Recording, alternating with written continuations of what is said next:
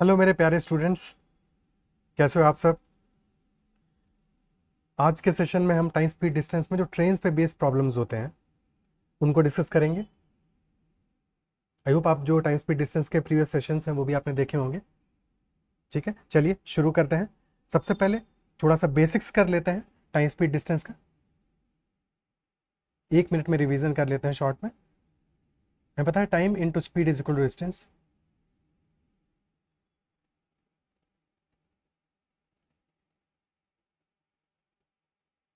ठीक है, अब यहाँ पे 3 सिनारियो बनते हैं। हमारा पहला केस बनता है जबकि किन्हीं दो सिचुएशंस में टाइम हमारा सेम हो या कांस्टेंट हो। अगर हमारा टाइम सेम है या कांस्टेंट है तो वहाँ पे जो स्पीड है हमारी वो डिस्टेंस के प्रोपोर्शनल होगी। स्पीड और डिस्टेंस हमारे समानुपाती होंगे। ठीक है, स्पीड प्रोपोर्शनल होगी डिस्टेंस के। यानी कि अगर हमें दो सिचुएशंस में स्पीड का रेशियो गिवन हो S1/S2 तो वही हमारा डिस्टेंस का रेशियो भी हो जाएगा। सेकेंड सिचुएशन हो सकती है जबकि हमारी स्पीड सेम हो दो सिचुएशंस में या कांस्टेंट हो। जब भी ऐसा होगा तो टाइम और डिस्टेंस हमारे समानुपाती हो जाएंगे। यानी कि जो टाइम का रेशियो होगा वही डिस्टेंस का रेशियो होगा। जितना ज़्यादा समय के लिए चलेंगे सेम स्पीड से उतना ज़्यादा डिस्टेंस कवर अप करेंगे। थर्ड सिचुएशन होता है जबकि डिस्टेंस सेम हो या कांस्टेंट हो, और जब भी डिस्टेंस सेम होगी तो स्पीड और टाइम का जो मल्टीप्लिकेशन है वो कांस्टेंट होगा। यानी स्पीड और टाइम व्युत्क्रमानुपाती होंगे, इनवर्सली प्रोपोर्शनल होंगे। स्पीड होगी प्रोपोर्शनल 1/टाइम के। और ऐसे केस में दो केसेस का अगर मैं स्पीड गिवन है S1/S2 वो T2/T1 के बराबर होगा। तो ये हमारे 3 केसेस हैं टाइम, स्पीड और डिस्टेंस के। क्लियर है।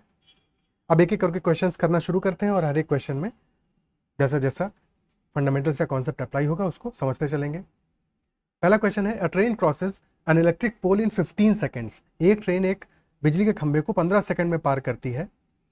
If the length of the train be 300 metre, यदि ट्रेन की लंबाई 300 मीटर है तो ट्रेन की चाल किलोमीटर प्रति घंटे में क्या होगी। ठीक है, तो हमें ट्रेन की लंबाई गिवन है 300 मीटर है और एक बिजली के खंभे को 15 सेकंड में पार करती है। ठीक है, जब भी कभी ऐसा कोई क्वेश्चन गिवन होगा तो हमें पता है कि ये अगर ट्रेन की लेंथ हमारी 300 मीटर से, और अगर ट्रेन एक बिजली के खंभे को पार करें तो बिजली के खंभे की अपनी तो कोई ऐसी लंबाई है नहीं, वो तो बहुत पतला सा होगा, है कि नहीं। तो पार करने का मतलब क्या होता है कि जो स्टार्टिंग डिब्बा है, जो सबसे पहला है, जब इंजन स्टार्ट करता है वहां से लेके और जबकि पूरी की पूरी ट्रेन हमारी क्रॉस कर जाएगी, यानी कि इंजन आगे निकल जाएगा और सबसे पीछे वाला डिब्बा भी आगे निकल जाएगा। टोटल लेंथ कितना ट्रैवल किया होगा इस बीच में, अगर मैं स्टार्टिंग पॉइंट को देखें टोटल लेंथ कितना ट्रैवल किया होगा, जितना कि इस ट्रेन की लेंथ होगी यानी कि 300 मीटर, और समय लगा है 15 सेकंड का। तो ट्रेन की चाल क्या आ जाएगी, स्पीड आ जाएगी डिस्टेंस अपॉन टाइम, यानी कि 300/15, 20 मीटर पर सेकेंड। लेकिन क्वेश्चन हमसे क्या पूछ रहा है, किलोमीटर पर आवर में। ठीक है, तो हमें यहाँ पे 18/5 से गुणा करना पड़ेगा। 5 चौको 20, 4 × 18 72। हमारा आंसर आ जाएगा 72 किलोमीटर पर आवर। क्लियर है, ऑप्शन सी। ठीक है, कहीं कोई समस्या। अगला क्वेश्चन देखते हैं।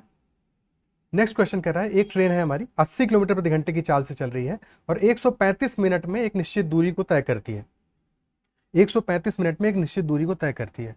अगर हम चाल को 80 से 60 किलोमीटर प्रति घंटा कर दें, यानी कि चाल कम हो रही है लेकिन दूरी हमारी 2 गुनी हो रही है, तो तय करने में ट्रेन को कितना समय लगेगा। तो यहाँ पे दो चीज़ें चेंज हो रही हैं। एक बार हम, एक तो हमारी चाल जो है वो कम हो रही है और दूसरा है कि डिस्टेंस भी डबल हो रही है। तो हम एक काम करते हैं, एक एक करके दोनों चीज़ों को समझते हैं। ठीक है, पहले जब 80 की स्पीड से चल रही है ट्रेन तो 135 मिनट में एक डिस्टेंस लेटर से डी तय कर रही है। ठीक है, स्पीड 80 है, टाइम 135 है। अगर हम डिस्टेंस सेम ही माने और स्पीड को हमने 80 से 60 कर दिया है, ठीक है, तो डिस्टेंस सेम है। तो अगर स्पीड का अनुपात हमारा 4:3 हो गया है सेम डिस्टेंस के लिए, अगर स्पीड का अनुपात 4:3 हो गया है तो क्या सेम डिस्टेंस के लिए टाइम का अनुपात ठीक इसका उल्टा नहीं होगा, 3:4, है कि नहीं। ठीक है, और हमें 3 की वैल्यू गिवन है। 3 की वैल्यू कितनी है, 135, यानी कि 1 यूनिट कितना हो जाएगा, 1 यूनिट हो जाएगा हमारा 135/3, यानी कि 45। तो 4 की वैल्यू क्या आ जाएगी, 45 × 4, यानी कि 180 मिनट्स। यानी कि डी डिस्टेंस ट्रैवल करने में 180 मिनट्स का टाइम लगेगा। ठीक है, लेकिन हमें डिस्टेंस कितनी ट्रैवल करनी है, हमें डी तो ट्रैवल करना नहीं है, डी ट्रैवल करने में 180 मिनट्स लगेगा यानी कि 3 आवर्स। हमें करना है 2D ट्रैवल, तो टाइम लगेगा हमारा 3 इंटू 2 6 आवर्स का। ऑप्शन डी हमारा आंसर हो जाएगा। क्लियर है? ठीक है। अच्छा, यहाँ पे डायरेक्टली भी यही सेम चीज लिख सकते थे हम, कि हमें पता है कि 3:4 समय लगेगा सेम डिस्टेंस कवर करने में, डी कवर करने में 4 लगेगा, लेकिन हमें 2D कवर करनी है यानी कि 8 यूनिट्स टाइम लगेगा। और 3 की वैल्यू 135 थी यानी 145 है, तो 8 इंटू 45 यानी कि 360 मिनट यानी कि 6 आवर्स का टाइम लगेगा। ठीक है, जैसे भी कंफर्टेबल हो। क्लियर है? हमेशा जब भी किसी फंडामेंटल को, किसी भी कॉन्सेप्ट को हम समझ रहे होते हैं जहाँ पे हमें प्रॉब्लम आ रही हो, वैसे तो ये क्वेश्चन मुश्किल नहीं है, बट फिर भी कई बार होता है कई लोगों को इनमें भी कहीं ना कहीं पे थोड़ी बहुत दिक्कत आती ही है। तो जब भी आपको दिक्कत आ रही हो तो सबसे पहले आपके लिए इंपॉर्टेंट है उस कॉन्सेप्ट को अच्छे से समझना। उस समय आपको अपने जो समझ है उस पर काम करना बहुत ज़रूरी है। समझ पे काम करने का मतलब क्या हुआ, जैसे फॉर एग्जाम्पल हमने इस सॉल्यूशन को पूरा का पूरा समझा, इसके बाद में इस सॉल्यूशन को लिखने के बजाय मेंटली समझना बहुत ज़रूरी है। जितना कम आप आपने एक बार लिख के समझ लिया इसके बाद में आपको उसको मेंटली अपने लिए रिमेंबर करना, समझना जरूरी है कि यहाँ पे एग्जैक्टली हुआ क्या। स्पीड हमारा सेम डिस्टेंस के लिए स्पीड का रेशो 4:3 था, टाइम का रेशो 3:4 आ जाएगा, ठीक उसका उल्टा आ जाएगा। ठीक है, और 3:4 है यानी 3 यूनिट टाइम हमारा लग रहा था पहले वाले केस में, जब 80 स्पीड थी 4 यूनिट लग रहा है जब 60 स्पीड है सेम डिस्टेंस जाने में, लेकिन हमें 2 गुनी डिस्टेंस जानी है यानी कि 4 का 2 गुना 8 यूनिट टाइम लगेगा। 3 यूनिट 135 है, 1 यूनिट 45 है, 8 यूनिट 8 इंटू 45 यानी कि 360 मिनट हो जाएगा। ठीक है, क्लियर है? इस चीज़ को जब आप दिमाग में कुछ करने की कोशिश करोगे तो ज़्यादा बेहतर तरीके से आपको धीरे धीरे चीज़ें समझ में आना शुरू होगा। तो लिख के तो आपको प्रैक्टिस करना ही करना है फिर, लेकिन आप जितना उसमें अपने दिमाग को अप्लाई करोगे उतना ज़्यादा बेहतर होगा। तो ये बात आपको ध्यान रखना है। ठीक है, और हर क्वेश्चन में आपको ये लगातार प्रैक्टिस करना है अगर आप किसी भी क्वेश्चन में प्रॉब्लम फेस कर रहे हो इन क्वेश्चंस में तो। और धीरे धीरे जैसे ही आप इन चीज़ों को ज़्यादा से ज़्यादा मेंटली करना शुरू कर दोगे तो आपको बेहतर समझ में आना शुरू हो जाएंगी, और फिर आपको कम से कम लिखने की ज़रूरत पड़ेगी, और बहुत सारे क्वेश्चंस जो इस टाइप के होंगे, जो बेसिक क्वेश्चंस होंगे, उनको आप मेंटली सॉल्व करना भी स्टार्ट कर दोगे। ठीक है, अगले क्वेश्चन पे जाते हैं। नेक्स्ट क्वेश्चन कह रहा है हमारा, एक रेलगाड़ी है अपनी गति से 7/9 की गति से, यानी कि जो भी उसकी स्पीड थी उससे 7/9 स्पीड से चल रही है, तो 22.5 आवर्स में वो एक जगह पे पहुंच जाती है। क्वेश्चन कह रहा है अगर ट्रेन अपनी नॉर्मल स्पीड से चलेगी तो कितना समय घंटों में बचाया जा सकता है। तो अपनी स्पीड से 7/9 स्पीड से चल रही है, तो इसका मतलब ये हुआ कि अगर उसकी जो यूजुअल स्पीड है वो 9 यूनिट होती है, तो अभी जो स्पीड है वो 7 है कि नहीं? अभी की स्पीड 7 है, और अगर स्पीड का रेशो 9:7 आ रहा है, सेम डिस्टेंस ट्रेवल कर रहे हैं, डिस्टेंस तो सेम है कि नहीं? यहाँ पे डिस्टेंस हमारी सेम है, तो अगर स्पीड का रेशियो हमारा जो आ रहा है 9:7 का है, तो टाइम का रेशियो क्या हो जाएगा? 7:9 हो जाएगा, है कि नहीं? और अभी का टाइम हमको पता है 9 यूनिट की वैल्यू है 22.5, तो अगर 9 यूनिट 22.5 है और क्वेश्चन हमसे पूछ रहा है कि 2 यूनिट की वैल्यू क्या होगी, डिफरेंस ही तो पूछ रहा है, हमें 7 की वैल्यू नहीं निकालनी, हमें डिफरेंस निकालना है, 2 यूनिट की वैल्यू निकालनी है। तो 2 यूनिट की वैल्यू क्या होगी? 9 यूनिट अगर 22.5 है, 1 यूनिट हो जाएगा 22.5 डिवाइडेड बाई 9, पॉइंट हटाओगे 0 आ जाएगा। ठीक है, और फिर 9 से काटोगे ऊपर कितना आएगा? 9 दूनी 18, 25/10 यानी 5/2। ठीक है, तो 2 यूनिट हमारा आ जाएगा 5/2 इंटू 2 यानी कि 5 आवर्स। Option C. ठीक है, क्लियर है? नेक्स्ट क्वेश्चन करते हैं।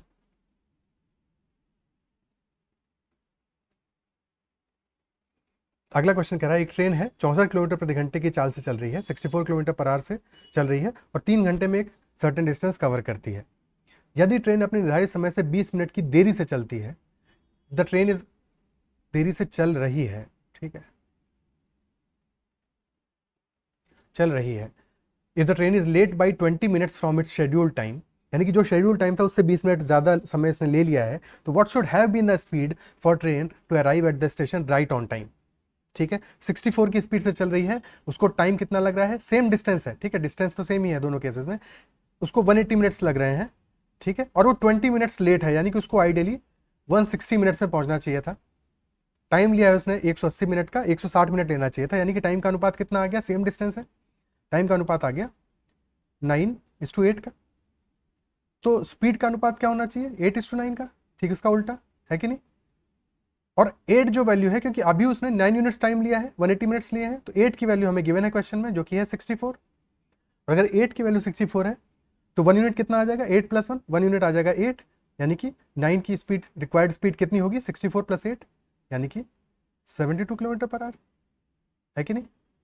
ठीक है, ऑप्शन सी। अच्छा, यहाँ पे हमें गिवन था स्पीड की वैल्यू 64, जिसका हमने इस तरह से यूज किया, हमें यहाँ पे डिस्टेंस निकालने की जरूरत नहीं है सच, ठीक है, कि डिस्टेंस की वैल्यू क्या होगी, हम यहाँ पे सॉल्व करें, डिस्टेंस की वैल्यू होगी 64 × 3, इसकी कोई जरूरत नहीं है, निकल तो आएगी, ठीक है, 192 किलोमीटर, बट इसकी जरूरत नहीं है इस क्वेश्चन में, ठीक है। स्ट्रेट अवे रेशियो से हमारा ये क्वेश्चन सॉल्व हो जाएगा, इस इन्फॉर्मेशन की कोई हमें जरूरत नहीं है, जिस इन्फॉर्मेशन की जरूरत नहीं है उसको निकालना नहीं है, ठीक है, उसमें अननेसेसरी टाइम नहीं लगाना है। अगला क्वेश्चन देखते हैं।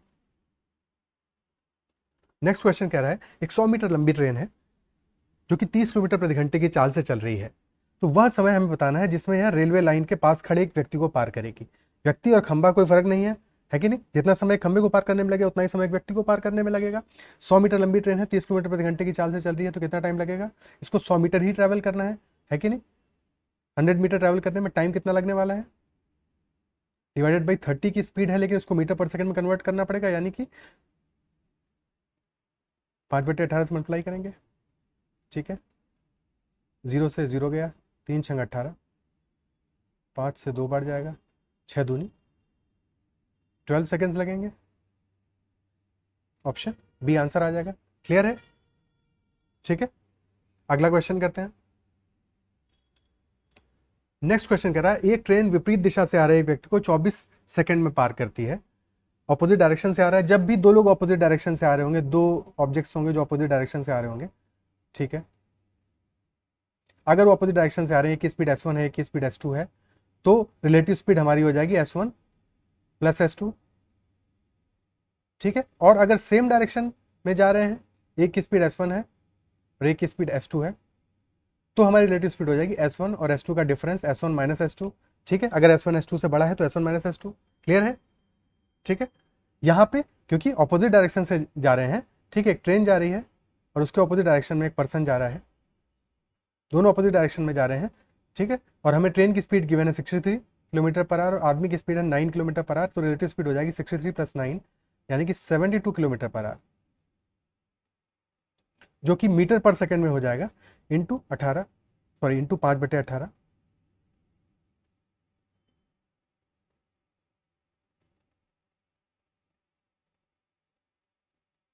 ठीक है, 18 चौको 72, यानी कि 20 मीटर पर सेकंड हो गई। समय लग रहा है 24 सेकंड, तो ट्रेन की लेंथ अगर एल है, एल की वैल्यू आ जाएगी 20 मीटर पर सेकंड इंटू 24, यानी कि 480 metres, option D. Okay, next question देखते हैं। अगला क्वेश्चन कह रहा है, एक ट्रेन की लंबाई और प्लेटफॉर्म की लंबाई बराबर है, जितनी ट्रेन की लंबाई है उतनी प्लेटफॉर्म की लंबाई है। 90 किलोमीटर प्रति घंटे की चाल से ट्रेन 1 मिनट में प्लेटफॉर्म पार कर जाती है, तो ट्रेन की लंबाई मीटर में ज्ञात करें। ठीक है, देखो एक छोटी सी चीज़ है जो अगर हम याद रखेंगे तो हमारे लिए बहुत बड़ी आसानी हो जाएगी। जब हम 18 km/h को मीटर पर सेकंड में कन्वर्ट करते हैं, 5/18 से मल्टीप्लाई करते हैं, यानी कि स्पीड हमारी आ जाती है 5 मीटर पर सेकंड। ठीक है, तो ये छोटी सी चीज़ याद रखनी है कि 18 किलोमीटर प्रति घंटा हमारा 5 मीटर पर सेकंड के बराबर होता है। तो अगर ऐसा याद रखोगे, प्रैक्टिस कर लोगे बार बार, तो हमें पता है 90 कितना हो जाएगा, 25 मीटर पर सेकंड। ठीक है, यदि 1 मिनट में पार कर रही है, ठीक है। वैसे तो यहाँ पे और भी आसान तरीका है, बट 25 मीटर पर सेकंड मल्टीप्लाइड बाई 60, यानी कि कितना वैल्यू आ गया, 1500 मीटर्स। और हमें पता है कि ट्रेन की लंबाई अगर एल है, प्लेटफॉर्म की लंबाई भी एल है, यानी टोटल 2L डिस्टेंस ट्रैवल की है, जो कि 1500 मीटर के बराबर है, तो एल की वैल्यू आ जाएगी 750 मीटर्स। क्लियर है, ऑप्शन सी, ठीक है। ओके, यहाँ तो वैसे 90 km/h से भी हम डायरेक्टली भी निकाल सकते थे, क्योंकि हमें पता है कि 1 मिनट में पार कर रही है तो 90/60 मिनट्स होते हैं, यानी कि 1.5 किलोमीटर ट्रैवल कर रही है, which is equal to 2L।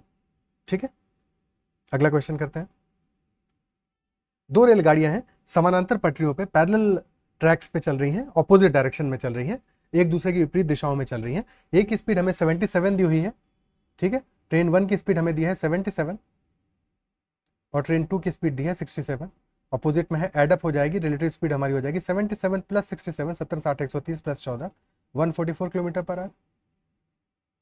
Again metre पर सेकंड में इसको कन्वर्ट करोगे, यानी कि इंटू 18 करोगे, ठीक है, 5/18 करोगे, 18 8 144, 8 5 40 मीटर पर सेकंड, ठीक है।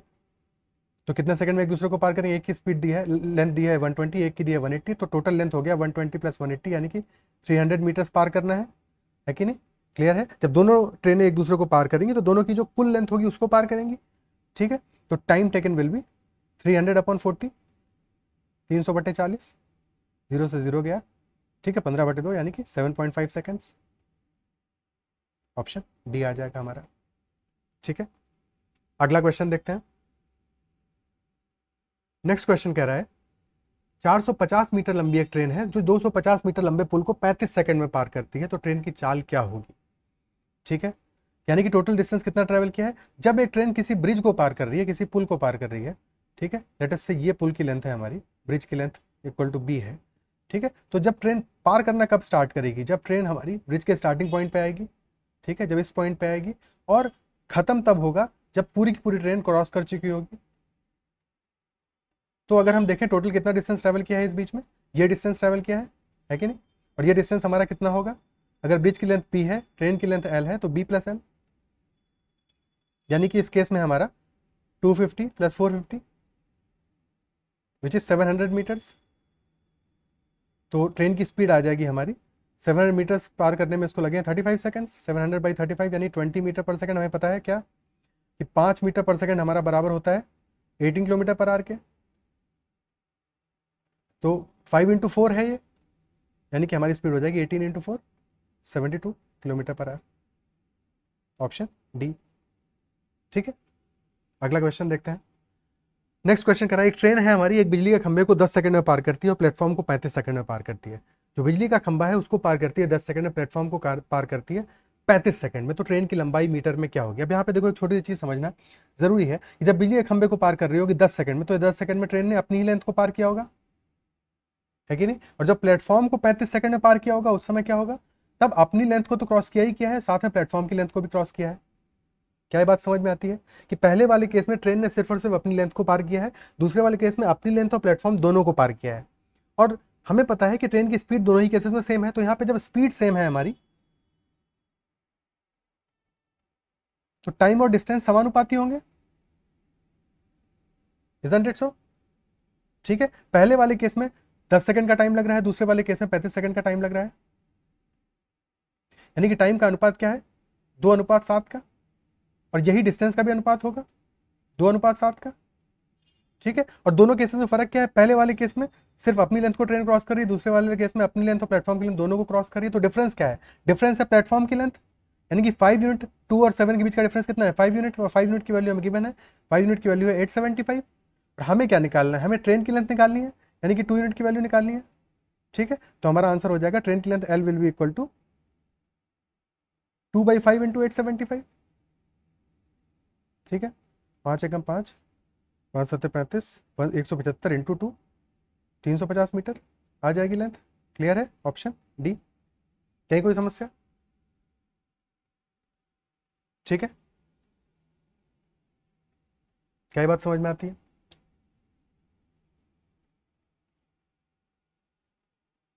ओके, नेक्स्ट क्वेश्चन करते हैं। अच्छा, कन्वेंशनल तरीके से भी इसको कर सकते थे। उस केस में हम मानते हैं कि 10 सेकंड में एल डिस्टेंस को पार कर रही है, 35 सेकंड में एल प्लस पी को पार कर रही है, पी की वैल्यू हमें गिवन है, ठीक है। बट वहां से निकालने में हमें अननेसेसरी ज़्यादा टाइम वेस्ट होता है, इक्वेशन बनाना पड़ता है। ये तरीका हमें ज़्यादा कंफर्टेबल, ज़्यादा आसानी से पूरी चीज़ों को समझाएगा, ठीक है। अदरवाइज कन्वेंशन से क्या करते हैं हम कि हम करते हैं L/10 is equal to L plus P की वैल्यू हमें गिवन है 875 एंड दिस डिवाइड बाई 35, ठीक है। बट यहाँ पे हम अपनी अंडरस्टैंडिंग जो समझ है उसका इस्तेमाल नहीं कर रहे हैं, है कि नहीं? बाकी काटा पीटी करके बात तो वही आ जाएगी। यहाँ पे 2 आया, यहाँ पे 7 आया, ठीक है। तो यहाँ से 2/7 फिर संभाव करके पूरे काटा पीटी मचाओगे, बट कोई उसका ज़रूरत ऐसा हमको है नहीं, ठीक है। इसकी बजाय इस मेथड को समझ लोगे या ऐसे करोगे क्वेश्चन को, तो ज़्यादा बेहतर तरीके से चीज़ें हमको समझ में आएंगी। जब कोई क्वेश्चन मुश्किल होगा तो वहाँ पे फंसोगे नहीं, अटकोगे नहीं, ठीक है। इसलिए हम इसी मेथड को कंटिन्यू करेंगे। अगला क्वेश्चन देखते हैं। नेक्स्ट क्वेश्चन कह रहा है कि ऑपोजिट डायरेक्शन से 2 ट्रेनें आ रही हैं और एक दूसरे को 12 सेकंड में पार कर रही हैं, एक दूसरे को 12 सेकंड में पार कर रही हैं। यानी कि दोनों ट्रेनों का जो लेंथ है, अगर एक ट्रेन का लेंथ L1 है, दूसरे का L2 है, तो L1 + L2 की लेंथ को पार कर रही है 12 सेकंड। हमें क्या गिवन है, दोनों की लेंथ गिवन है, 250 और 350, यानी कि टोटल लेंथ कितना हो जाएगा, L1 plus L2, 250 plus 350, 600 metre हो गया। पार करने में लग रहे हैं 12 सेकंड इनको, तो स्पीड हो जाएगी 600/12, यानी कि 50 मीटर पर सेकंड। और हमें पता है कि 5 मीटर पर सेकंड बराबर कितने के होता है, 5 मीटर पर सेकंड बराबर होता है 18 किलोमीटर पर आवर के। तो 50 मीटर पर सेकंड यानी कि 180 किलोमीटर पर आवर। और एक की स्पीड गिवन है 84, तो दूसरे की स्पीड क्या हो जाएगी, 180 माइनस 84 यानी कि 96।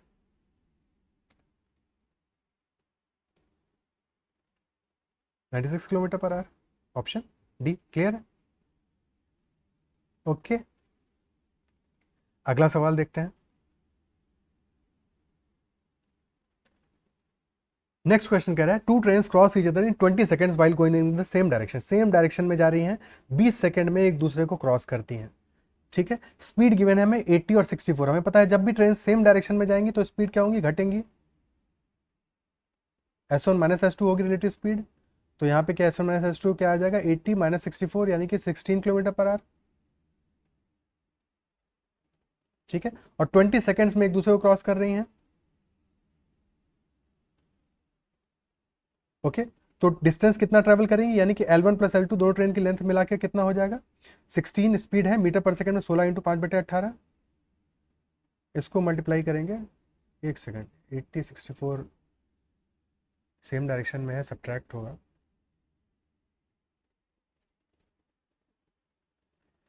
ठीक है, 16 इंटू 5/18 इंटू 2। इस क्वेश्चन में आई गेस ऑपोजिट डायरेक्शन में होना चाहिए था, क्योंकि जो क्वेश्चन जिस तरह से फ्रेम किया गया है, ठीक है, उस हिसाब से डिस्टेंस ऑपोजिट डायरेक्शन में, क्योंकि सेम डायरेक्शन में तो पॉसिबल ही नहीं हो पाएगा। ठीक है, ऑपोजिट डायरेक्शन में अगर जाएंगे, ऑपोजिट कर लेते हैं। ठीक है, जो इन्फॉर्मेशन गिवन है ऑपोजिट के हिसाब से ही गिवन है, क्योंकि सेम डायरेक्शन में चीज़ें सब्ट्रैक्ट हो जाएंगी। ठीक है, विपरीत दिशा में, तो विपरीत में एडअप हो जाएगा। 80 प्लस 64 हमारा आ जाएगा 144। ठीक है, 18 8 144, 8 5 40। अभी भी समस्या हो रही है इसमें कुछ, सॉरी 20 था ना, हाँ। ठीक है, 40, 800 मीटर हो गया। इनमें से एक की लेंथ है 360। ठीक है, तो दूसरे की लेंथ हमारी आ जाएगी, L2 आ जाएगा 440 मीटर्स। ठीक है, ऑप्शन सी क्लियर है। ठीक है, सेम डायरेक्शन में एक्चुअल में पॉसिबल ही नहीं हो पाएगा, जो इन्फॉर्मेशन गिवन है उसके हिसाब से। ओके, क्योंकि वैल्यू इतनी कम आ जाती है उसमें कि वो निगेटिव में आ रही है। ओके, अगला क्वेश्चन देखते हैं। A train passes 100 metre long platform in 15 seconds. तो 100 मीटर लंबा एक प्लेटफॉर्म पास करती है 15 सेकंड में, और एक आदमी खड़ा हुआ है उस प्लेटफॉर्म पे, उसको पास करती है 11 सेकंड में। तो जब आदमी को पास कर रही है ट्रेन, तो यानी कि सिर्फ और सिर्फ अपनी लेंथ को पास कर रही है, और जब प्लेटफॉर्म को पास कर रही है तो अपनी लेंथ और प्लेटफॉर्म की लेंथ दोनों को पास कर रही है कि नहीं। अगर ट्रेन की लेंथ L है और प्लेटफॉर्म की लेंथ P है, तो दोनों केसेस में टाइम क्या है, हमारा टाइम का अनुपात आ रहा है 11:15। स्पीड तो सेम है दोनों केसेस में, है कि नहीं, 11:15।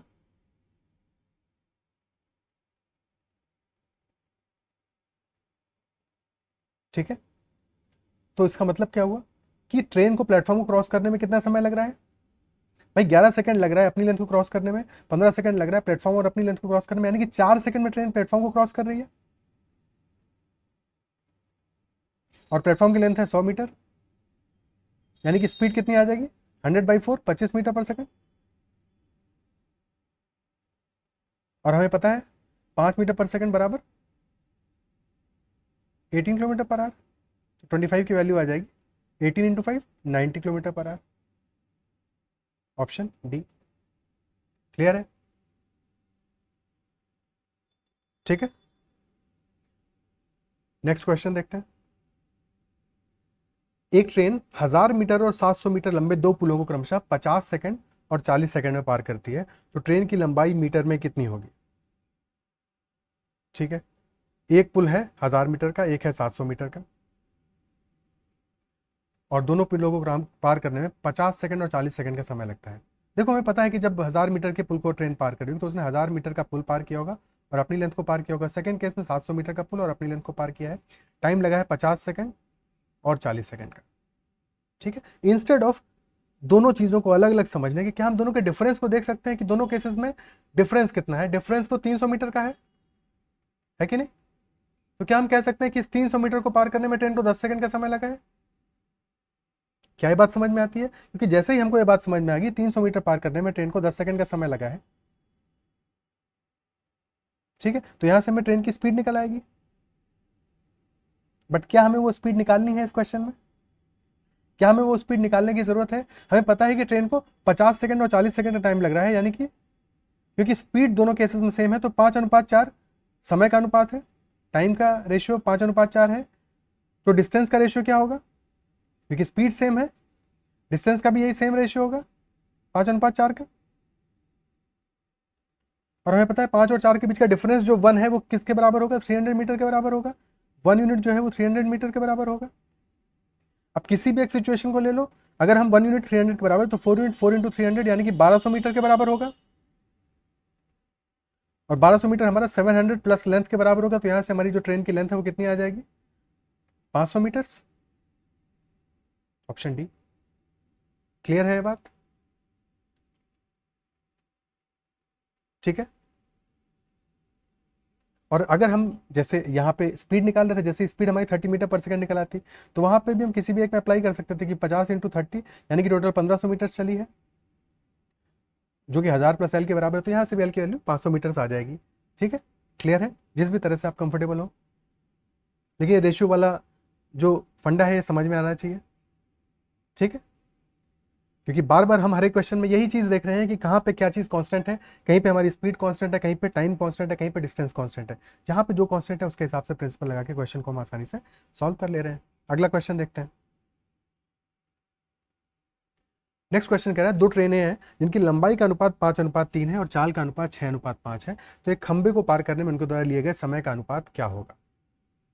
ठीक है, टाइम का रेशियो हमसे पूछ रहा है। डिस्टेंस, क्योंकि खंबे को पार कर रही है तो हर एक ट्रेन अपनी लेंथ को ही पार करेगी, है कि नहीं? हर एक ट्रेन अपनी लेंथ को ही पार करेगी। टाइम कितना लगेगा? टाइम होगा हमारा डिस्टेंस अपॉन स्पीड, और डिस्टेंस इस केस में क्या होगी? जो ट्रेन की लेंथ है भाई। ठीक है, तो टाइम कितना लगेगा? पहली वाली ट्रेन को टाइम लगेगा, टाइम उसको डिस्टेंस का अनुपात हमें दिया है 5:3, और चाल का अनुपात है 6:5, यानी पहली वाली ट्रेन को टाइम लगेगा 5/6, दूसरी वाली ट्रेन को लगेगा 3/5, यानी कि हम डिस्टेंस के रेशियो में से स्पीड का रेशियो डिवाइड कर देते हैं। क्या ये बात समझ में आती है? ठीक है, लेकिन यहां से हमें जो वैल्यू मिली है अभी इसको हमें इंटीजर में कन्वर्ट करना पड़ेगा। तो जो डिनोमिनेटर की में वैल्यूज है, हर में जो वैल्यूज है 6 और 5 का एलसीएम 30 से मल्टीप्लाई कर दो इसको। ठीक है, तो पहले वाले वैल्यू क्या आ जाएगा? 30/6, 5×25, और दूसरी आ जाएगी 3×6 यानी 18, 25:18, ये हमारा आंसर आ जाएगा। क्या ये बात समझ में आती है? देखो टाइम हमारा होगा डिस्टेंस अपॉन स्पीड, हमें डिस्टेंस का रेशियो गिवन है, स्पीड का रेशियो गिवन है, तो हम डिस्टेंस अपॉन रेशियो रिस्पेक्टिवली कर देंगे, तो हमें टाइम का रेशियो मिल जाएगा जो क्या है 5/6:3/5। अब हमें क्योंकि रेशियो तो इंटीजर में चाहिए होगा, तो इसके लिए 6 और 5 का जो एलसीएम है लेके 30, हमने 30 से पूरी इक्वेशन को, पूरे रेशियो को मल्टीप्लाई कर दिया, तो इससे हमारा रेशियो आ गया 25:18। क्या ये बात समझ में आती है?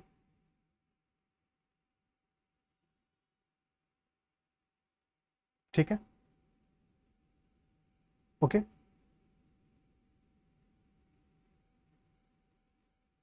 क्लियर है? या ऐसे भी समझ सकते हो इस चीज को थोड़ा सा, अगर हम समझें कि अगर चाल का अनुपात 6:5 है, अगर दोनों सेम डिस्टेंस कवर करते, ठीक है, सेम डिस्टेंस कवर करते, अगर स्पीड का रेशियो हमारा 6:5 है, अगर वो सेम डिस्टेंस कवर करते, तब टाइम कितना लगता? तब टाइम ठीक इसका उल्टा हो जाता सेम डिस्टेंस के केस में, 5:6। ठीक है, और हमें पता है कि वो सेम डिस्टेंस कवर नहीं कर रहे, डिस्टेंस का रेशियो 5:3 है। ठीक है, तो अब टाइम में डिस्टेंस को मल्टीप्लाई कर दोगे, यानी कि डिस्टेंस के रेशियो को टाइम में मल्टीप्लाई कर दोगे। अगर 1 यूनिट कवर कर रहे होते तब तो 5:6 ही आता टाइम का रेशियो, लेकिन यहाँ पे 5 यूनिट कवर कर रहे हैं और यहाँ पे 3 यूनिट, तो टाइम कितना लगेगा? 5×5 यानी 25, और 6×3 यानी कि 18, तो 25:18 हमारा आंसर हो जाएगा। ठीक है, जिस भी तरीके से कंफर्टेबल हो, दोनों समझ में आने चाहिए। ऑप्शन डी हमारा आंसर हो जाएगा। अगला क्वेश्चन देखते हैं।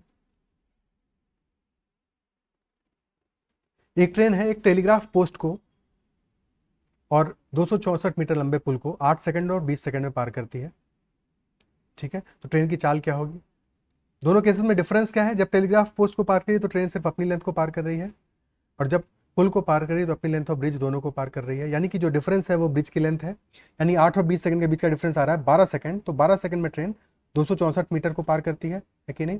तो इससे स्पीड आ जाएगी, ट्रेन की स्पीड होगी 264/12, 12 दूनी 24, तो 22 मीटर पर सेकंड आ जाएगी। और इसी को किलोमीटर पर आवर में कन्वर्ट करना है कि नहीं? तो करेंगे 18/5। ओके, कितनी वैल्यू आएगी? 22 × 18 कितना आ जाएगा? 396/5। ठीक है, 5 7 35, 46, 5 9 45, 79.2 kilometre per hour. Option C. ठीक है, या फिर इसको ऐसे भी देख सकते थे, क्योंकि ऑप्शन हमें सारे के सारे गिवन, नन ऑफ दीज नहीं है। ये 22 है, ये 18/5 है, यानी कि जो हमारा आंसर होगा वो 22 क्या है? 11 × 2 है। तो जो आंसर है वो हमारा 11 का मल्टीपल तो होने ही वाला है कि नहीं? और 11 का मल्टीपल यहाँ पे सिर्फ एक ही है, ना ए है, ना बी है, ना डी है, सिर्फ और सिर्फ 79.2 है। ठीक है, तो यही हमारा आंसर हो जाएगा।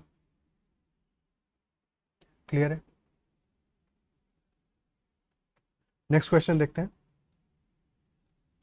एक चलती हुई ट्रेन है, 300 मीटर लंबे प्लेटफॉर्म पर खड़े एक व्यक्ति को क्रमशः 10 सेकंड और 25 सेकंड में पार कर रही है। प्लेटफॉर्म को पार कर रही है 10 सेकंड में, और प्लेटफॉर्म, एक second, moving train standing on platform 10 seconds. हाँ ठीक है, ऊपर इंग्लिश में तो ठीक लिखा हुआ है, man standing on the platform.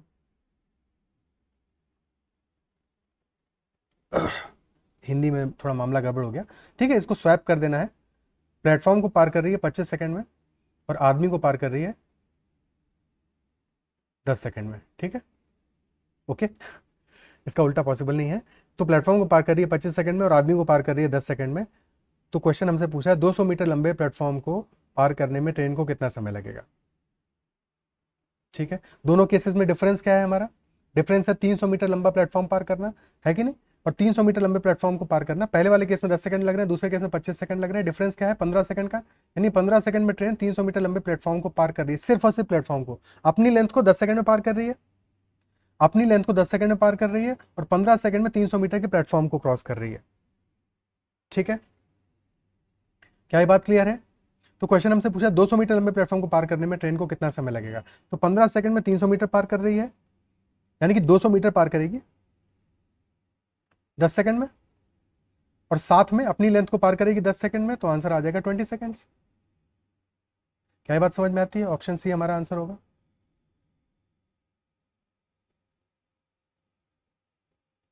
ठीक है, या फिर यहां से हमें स्पीड भी मिल जाती है, 300 मीटर पार कर रही है 15 सेकंड में, यानी कि ट्रेन की स्पीड कितनी आ गई? 300/15, 20 मीटर पर सेकंड।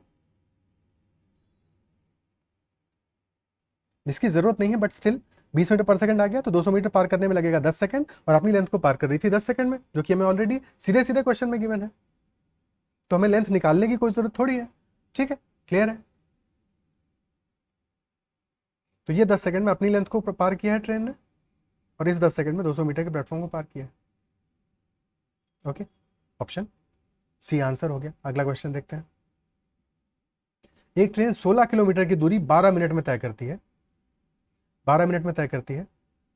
तो अगर इसकी चाल को 5 किलोमीटर प्रति घंटा कम कर दिया जाए, तो डबल डिस्टेंस कवर करने में इसको टाइम कितना लगेगा? 16 किलोमीटर की डिस्टेंस 12 मिनट्स में, 12 मिनट्स कितना होता है? 1/5 आवर के बराबर होता है। 12 मिनट्स हमारा 1/5 आवर्स के बराबर होता है।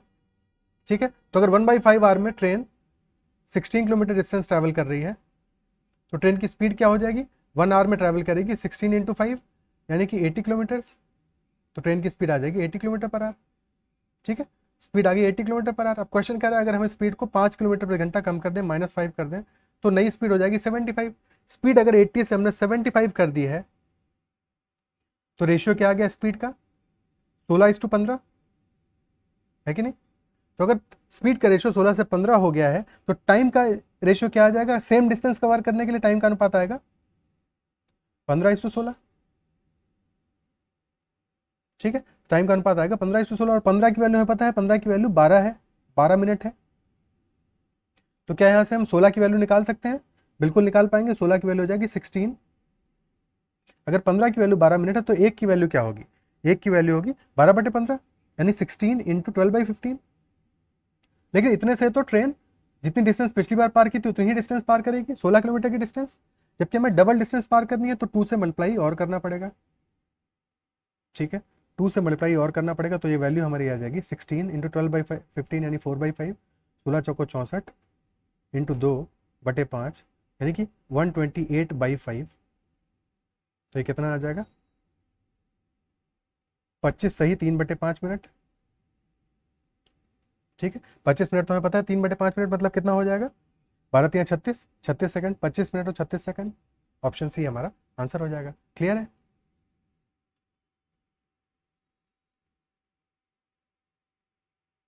ओके। या फिर यही चीज़ ऐसे भी कह सकते थे कि 80 से 75 हमारा हो गया है स्पीड, तो टाइम हमारा जो है वो 80/75 हो जाएगा। वही डायरेक्टली चीज़ हम स्ट्रेट अवे लिख रहे हैं सेम डिस्टेंस के लिए, और हमें डबल डिस्टेंस ट्रैवल करना है। ठीक है, अब काटा पीटी मचा के वही कहानी आ जाएगी। ठीक है, आंसर हमारा ऑप्शन सी निकल ही चुका है। अगला क्वेश्चन देखते हैं। नेक्स्ट क्वेश्चन कह रहा है एक ट्रेन है हमारी बी जो 108 किलोमीटर प्रति घंटे की गति से उसी दिशा में चल रही, सेम डायरेक्शन में दो ट्रेनें जा रही हैं, दूसरी ट्रेन को सी को 2 मिनट में पार करती है। ठीक है, दोनों ट्रेनें सेम डायरेक्शन में जा रही हैं, तो रेट स्पीड हमारी हो जाएगी S1 - S2। और ट्रेन बी ट्रेन सी को पार कर रही है, यानी कि ट्रेन बी फास्टर ट्रेन होगी, ट्रेन बी की स्पीड ट्रेन सी से ज़्यादा होगी। क्या ये बात समझ में आती है कि यहाँ पे हमें कह रहा है ट्रेन बी ट्रेन सी को पार कर रही है, यानी ट्रेन बी ट्रेन सी से ज़्यादा तेज़ी से चल रही है। ठीक है, तो यानी कि 108 किलोमीटर से कम स्पीड रही होगी ट्रेन सी की। ठीक है, तो हमें नहीं पता कि ट्रेन सी की स्पीड क्या है, लेकिन ट्रेन सी की स्पीड 108 से कम रही होगी, 2 मिनट में पार कर रही है। ट्रेन बी और सी की लंबाई हमें गिवन है 180 और 220 मीटर, यानी टोटल डिस्टेंस कितना हो गया 180 + 220, 400 मीटर। और 400 मीटर पार करने में ट्रेन को लग रहे हैं कितने, 2 मिनट में पार कर रही है कि नहीं। तो स्पीड क्या हो जाएगी 400 मीटर्स है, जो कि 2 मिनट में पार कर रही है। क्लियर है? तो मीटर्स को कन्वर्ट करना पड़ेगा हमें किलोमीटर में, या फिर मिनट को सेकंड में कन्वर्ट कर लें, किलोमीटर पर आवर में अल्टीमेटली हमें निकालना पड़ेगा। ठीक है, तो हम इसके लिए मीटर्स को करेंगे किलोमीटर में कन्वर्ट, 400/1000, इतने किलोमीटर आ गया हमारा 0.4 किलोमीटर वैसे। ठीक है, और डिवाइडेड बाई टाइम जो कि है 2 मिनट, 2/60। ठीक है, तो ये स्पीड क्या आ जाएगी, 20 तो कैंसिल आउट हो गया, 4/10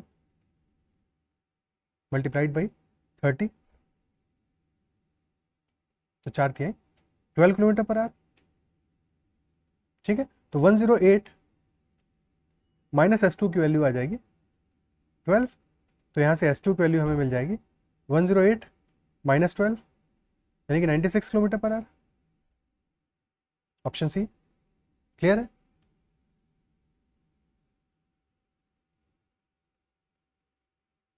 ठीक है,